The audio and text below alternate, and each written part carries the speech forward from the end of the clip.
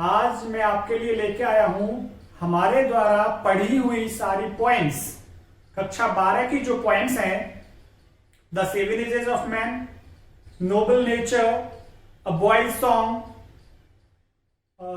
Hope और snare. 5 poems आपके syllabus में दी हुई हैं। 5 पोएम्स में से 4 प्रश्न आपकी बोर्ड की एग्जाम में आते हैं और उन 4 में से आपको सॉल्व करने होते हैं 3। वहां पे लिखा होता है अटेम्प्ट एनी 3। तो 4 में से 3 प्रश्न आपको सॉल्व करने होते हैं। मैं यहां पर 5 पोएम्स में से 4 के क्वेश्चन आंसर्स आपके सामने लिख रहा हूं। आप उन 4 प्रश्नों को, चारों ही पोएम्स की थीम में डिस्कस कर रहा हूं, उस थीम को आप लर्न कर लें और डेफिनेटली आपको 2 नंबर का एक प्रश्न पूछा जाता है माध्यमिक शिक्षा बोर्ड की परीक्षा में कक्षा 12 में से। प्रत्येक प्रश्न 2 नंबर का होगा, जो भी कविताओं में से पूछा जाएगा। और कितने प्रश्न आएंगे? 4 प्रश्न होंगे। 4 में से कितने करने होते हैं? 3। वहां पे लिखा आएगा अटेम्प्ट एनी 4, अटेम्प्ट एनी 3 आएगा। और प्रश्न कितने दिए हुए होंगे? 1, 2, 3 और 4 प्रश्न दिए हुए होंगे। और प्रत्येक प्रश्न कितने का होगा? 2 मार्क्स। और आपको कितने करने हैं? वहां पे 3 प्रश्न करने हैं, कोई से भी। इन 4 में से 3 प्रश्न करने होंगे आपको। तो इन 3 प्रश्नों के लिए मैं आपको 4 कविताओं की थीम लिखा देना चाहता हूं, जिससे कि आप उन 4 कविताओं की थीम में से आसानी से 3 प्रश्नों को अटेम्प्ट कर सकें। तो सबसे पहले मैं लिखा देना चाहता हूं आपको स्नेयर, अ बॉयज सॉन्ग, नोबल नेचर, इनकी थीम लिखा रहा हूं। और सबसे पहले हम बात कर रहे हैं ए बॉयज सॉन्ग। इसकी थीम की बात कर लें, क्योंकि इसमें से लास्ट ईयर प्रश्न नहीं आया था 2020 में। 2020 में इसमें से प्रश्न नहीं आया था, तो 2 नंबर का प्रश्न इसमें से जरूर आएगा।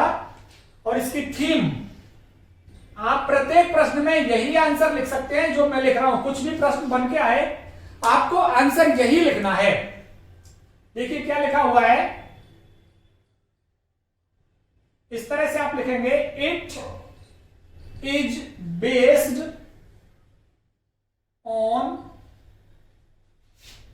Natures valuable gift of freedom to dwellers. It is based, ये आधारित है, on natures, प्रकृति के कीमती उपहार पर। और वो कीमती उपहार क्या है? ऑफ फ्रीडम, स्वतंत्रता के कीमती उपहार पर यह आधारित है। टू इट्स ड्वेलर्स, इसके निवासियों के, कि जितने भी निवास करते हैं इस प्रकृति में निवास करने वालों की स्वतंत्रता के उपहार पर आधारित है। Birds also love freedom as human beings do. Birds also, पक्षी भी लव फ्रीडम, प्रकृति को प्रेम करते हैं। as human beings do, जैसे मनुष्य स्वतंत्रता को प्रेम करता है, ऐसे ही पक्षी भी किसको पसंद करते हैं? स्वतंत्रता को। The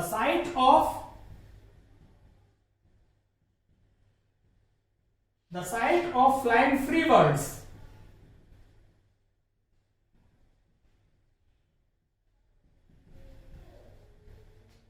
not only adds beauty to nature,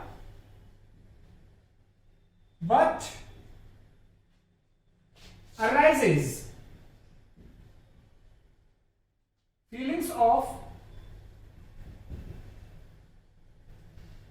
intense joy.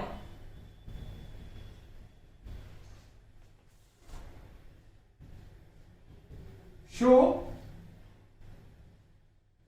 man must not trap them. तो ये हो गया हमारा इसकी थीम क्या कह रही है? It is based on natures valuable gift. यह है प्रकृति के बेशकीमती उपहार पर आधारित है। और वो बेशकीमती उपहार क्या है? स्वतंत्रता। स्वतंत्रता के बेशकीमती उपहार पर आधारित है टू इट्स ड्वेलर्स, इसके निवासियों के, जो प्रकृति में निवास करते हैं, उन प्रकृति के निवासियों की बेशकीमती स्वतंत्रता पर आधारित है। बर्ड्स ऑल्सो लव फ्रीडम, पक्षी भी स्वतंत्रता को प्रेम करते हैं, एज ह्यूमन बींग्स डू, जैसे मनुष्य स्वतंत्रता को प्रेम करता है। The sight of flying free birds, स्वतंत्र रूप से उड़ते हुए पक्षियों का दृश्य, not only adds beauty to nature, न केवल प्रकृति की सुंदरता को बढ़ाता है, बट अराइजेस, बल्कि जगाता है फीलिंग ऑफ इंटेंस जॉय, असीम आनंद की भावनाओं को जागृत करता है। सो इसीलिए man must not trap them, मनुष्य को उन्हें पकड़ना नहीं चाहिए, मनुष्य को उन्हें उसमें नहीं लेना चाहिए, अपने जाल में नहीं पकड़ना चाहिए। तो पहली ये हो गई है, इसको आप नोट कर लेना। और दूसरी थीम मैं यहां पे लिखने वाला हूं अभी। दूसरी हम लिख रहे हैं स्नेयर में से। स्नेयर की थीम पे चर्चा कर लें कि स्नेयर की थीम क्या है।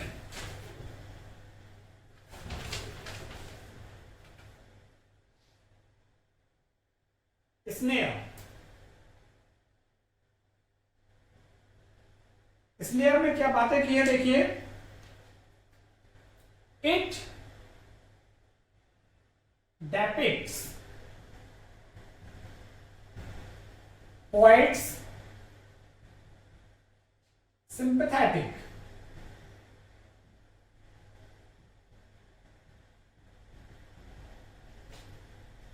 heart to sympathetic heart towards wild animals,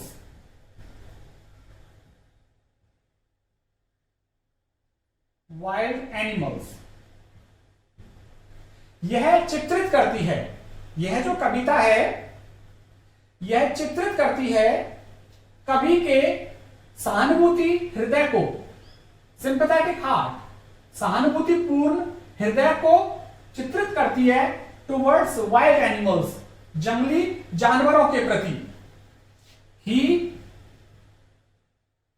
desperately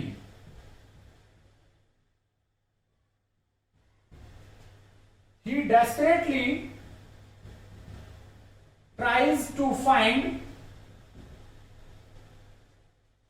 the place where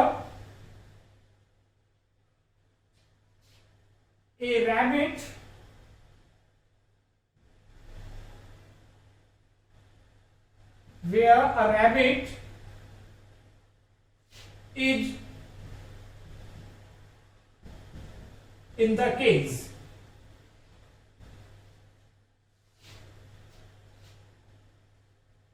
It cries continuously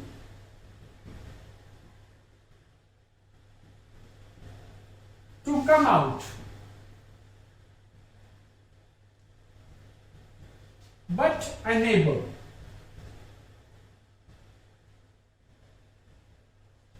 As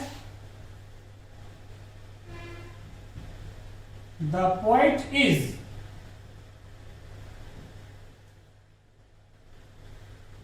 to find the place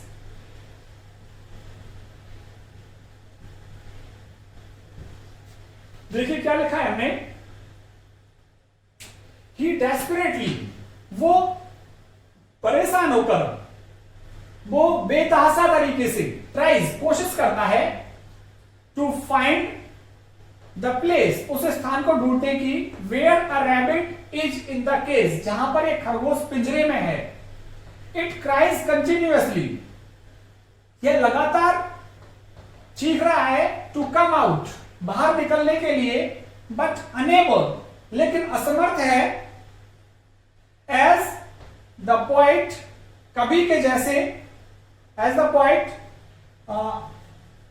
as the poet who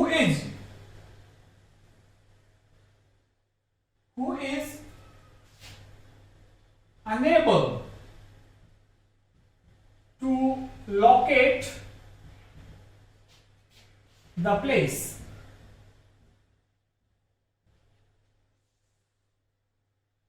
to find out भी कर सकते हैं यहां पे, to find out the place. तो ये जो कविता है ये जानवरों के प्रति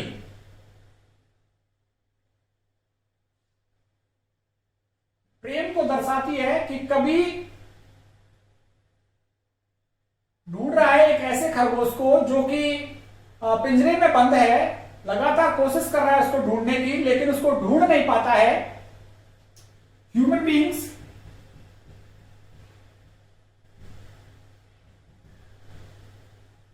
should not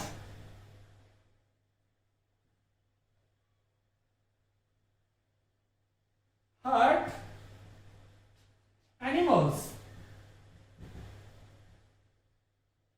मनुष्यों को should not hurt, चोट नहीं पहुंचानी चाहिए, should not hurt animals because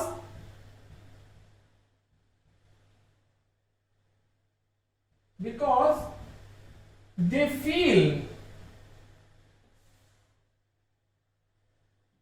the same pain as a man do, जिस तरह से मनुष्य दर्द महसूस करता है ऐसे ही जानवरों को भी दर्द होता है।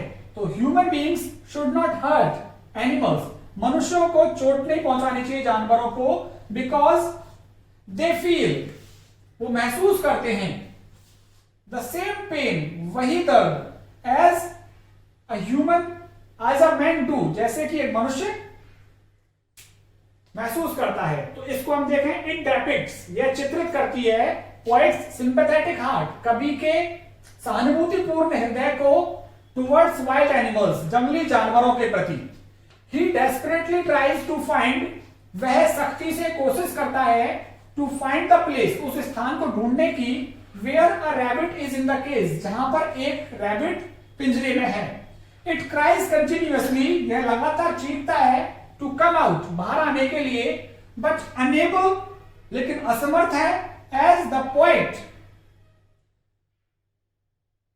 as the poet is unable, who की जरूरत नहीं है, as the poet is unable, जैसे कि कवि असमर्थ है, to find the place, जिस तरह कवि स्थान को ढूंढने में असमर्थ है, ऐसे ही वो खरगोश भी बाहर निकलने में असमर्थ है। Human beings should not hurt animals, मनुष्यों को, जानवरों को चोट नहीं पहुंचानी चाहिए, because they feel the same pain, क्योंकि जानवर भी वही दर्द महसूस करते हैं, एज अ मैन डू, जिस तरह से मनुष्य दर्द महसूस करता है, ऐसे ही जानवर भी दर्द महसूस करते हैं। तो ये हो गया हमारा स्नेयर। स्नेयर के बाद हम लिखते हैं नोबल नेचर। नोबल नेचर की थीम हम लिख लेते हैं,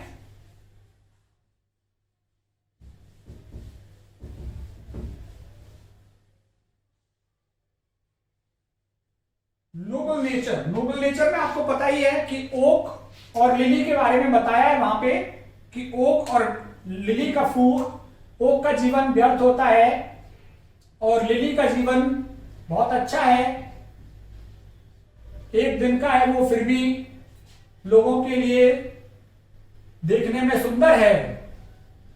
तो कुछ ऐसी थीम हमने वहां पे देखी थी, इसकी थीम भी हम चर्चा कर लेते हैं। The poem conveys a message that a man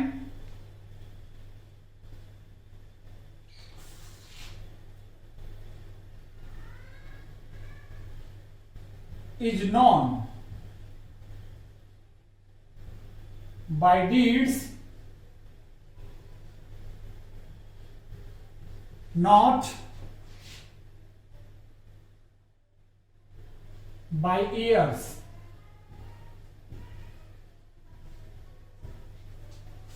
The poem conveys a message. कविता एक संदेश देती है that a man is known, मनुष्य को जाना जाता है by deeds, उसके कार्यों से, not by years, ना कि उसके सालों से कि कितने साल वो रहा है।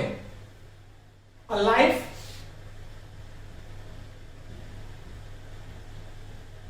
filled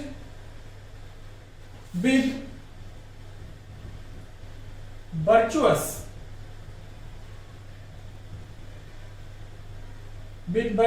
act is better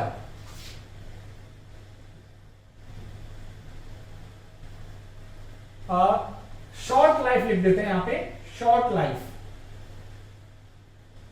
A short life, a short life filled with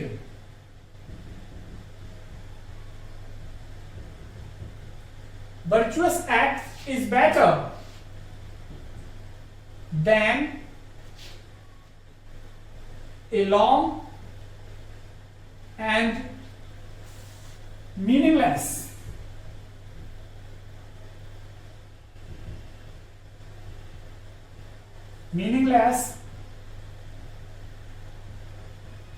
life like an oak। तो हमने लिखा है अ शॉर्ट लाइफ, एक छोटा सा जीवन, फिल्ड विद वर्चुअस एक्ट्स, जो अच्छे कार्यों से भरा हो, इज बेटर, अच्छा है, than a long and meaningless life, एक निरर्थक जीवन के, लाइक एन ओक, जैसे कि ओक का जीवन होता है निरर्थक, उस ओक के जीवन, निरर्थक जीवन की बजाय, लंबे और निरर्थक जीवन की बजाय एक छोटा और अच्छा जीवन ज्यादा महत्वपूर्ण है। A man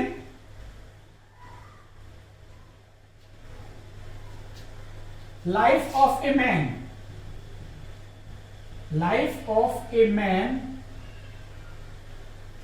is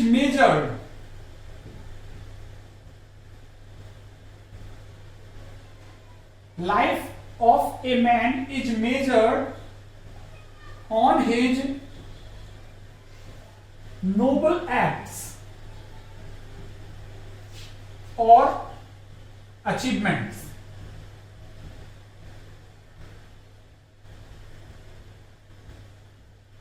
not in years। तो ये हमने लिखा है the poem conveys a message, कविता एक संदेश देती है, that a man is known, मनुष्य को जाना जाता है बाय डीड्स, कार्यों से, नॉट बाय ईयर्स, ना कि सालों से। A short life filled with virtuous acts, एक छोटा सा जीवन जो भरा हुआ हो अच्छे कार्यों से, इज बेटर, वो अच्छा है, than a long and meaningless life, बजाय एक लंबे और निरर्थक जीवन के, जैसे कि ओक का पेड़। Life of a man is measured, मनुष्य के जीवन को मापा जाता है, on the basis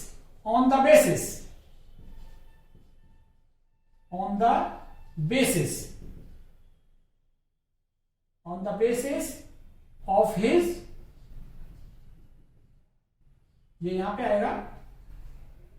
life of a man, एक मनुष्य का जीवन इज मेजर्ड, मापा जाता है, on the basis of his noble acts, उसके श्रेष्ठ कार्यों के आधार पर, और अचीवमेंट्स, और उसकी उपलब्धियों के आधार पर, नॉट इन ईयर्स, ना कि उसके सालों के आधार पर कि कितने साल वो जीवित रहा है, इस चीज पर मनुष्य का जीवन नहीं मापा जाता है। अभी हम नेक्स्ट पॉइंट लिख लेते हैं, होप। होप की थीम लिख लीजिए आप, चौथा प्रश्न हो जाएगा हमारा ये। और ये चारों प्रश्न में से 3 प्रश्न आपको बोर्ड की परीक्षा में मिलने वाले हैं। 3 प्रश्न निश्चित ही आपको मिलेंगे, और इन 3 प्रश्नों का जवाब आप आसानी से, कोई भी प्रश्न पूछा जाए इन कविताओं में से, आप ये आंसर लिख करके आ सकते हैं।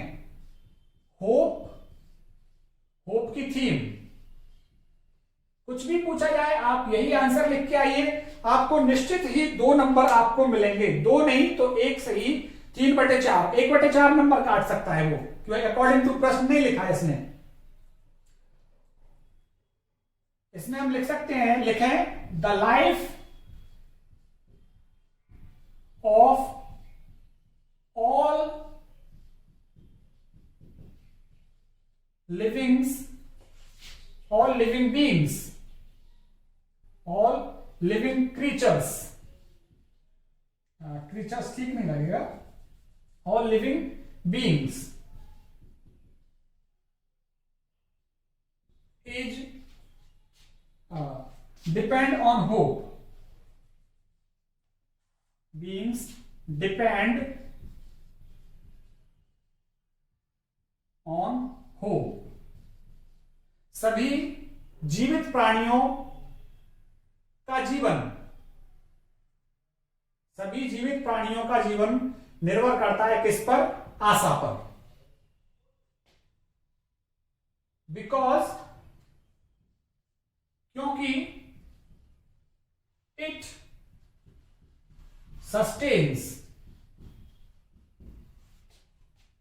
सस्टेन्स लाइफ, क्योंकि यह जीवन को चलाती है, चलायमान रखती है।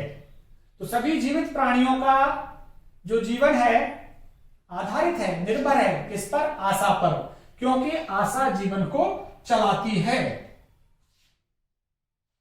Hope, hope not only kills negativity, hope not only kills negativity like frustration,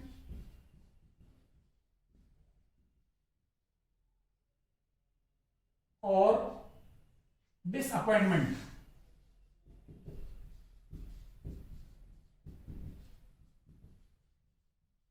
but paves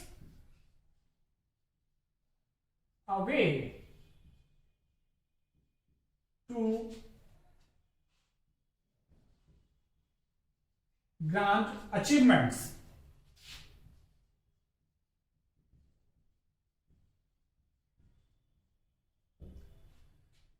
Hope not only kills, आशा न केवल नकारात्मकता को मारती है, जैसे कि हताशा और निराशा, न केवल हताशा निराशा को खत्म करती है, बट पेव्स, बल्कि ये प्रशस्त करती है, बट पेव्स अ वे, एक रास्ते की ओर प्रशस्त करती है, टू ग्रांड अचीवमेंट, बड़ी उपलब्धियों के रास्ते की ओर ये हमें प्रशस्त करती है।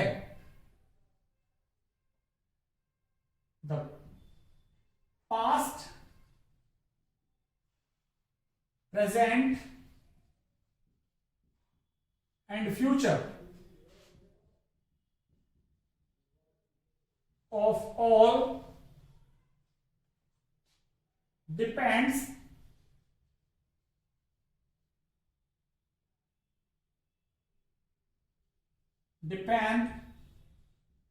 upon hope। भूतकाल, भविष्यकाल और वर्तमान काल सभी का भूत भविष्य और वर्तमान निर्भर करता है किस पर? आशा पर। So human beings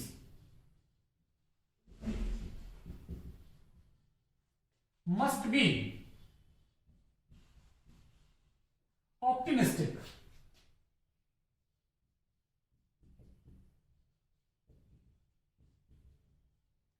in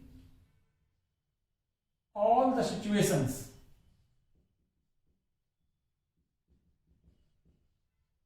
इसीलिए मनुष्यों को ऑप्टिमिस्टिक आशावादी होना चाहिए सभी परिस्थितियों में, इन ऑल द सिचुएशंस, सारी परिस्थितियों में मनुष्य को कैसा होना चाहिए?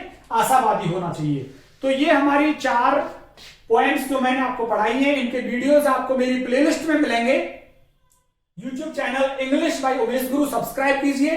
सब्सक्राइब करने के बाद प्लेलिस्ट में जाइए और प्लेलिस्ट में आपको इन चारों पॉइंट्स के वीडियो मिलेंगे। एक बार वीडियो उनको देखिए, पॉइंट्स के वीडियो देखने के बाद ये आंसर्स आपको आसानी से समझ में आ जाएंगे, जो आंसर्स हमने यहाँ पे डिस्कस किए हैं और लिखे हैं। उम्मीद करता हूं ये आपको चारों आंसर्स प्रश्न के रूप, चारों प्रश्न वहां आपको मिलेंगे। माध्यमिक शिक्षा बोर्ड की परीक्षा में आप आसानी से 4 में से 3 प्रश्नों को हल कर पाएंगे और प्रत्येक प्रश्न 2 नंबर का होगा। तो इस तरह से 6 नंबर का ये मटेरियल आज मैंने आपको यहां से प्रोवाइड कर दिया है। लेकिन आप मेरे YouTube चैनल को सब्सक्राइब करना ना भूलें, और जैसे ही स्कूल खुलते हैं 1 नवंबर से, तो आप अपने साथियों के साथ मेरे लिंक्स जरूर शेयर करें और मेरे YouTube चैनल के बारे में अपने साथियों को बताएं। बहुत बहुत धन्यवाद आप सभी का।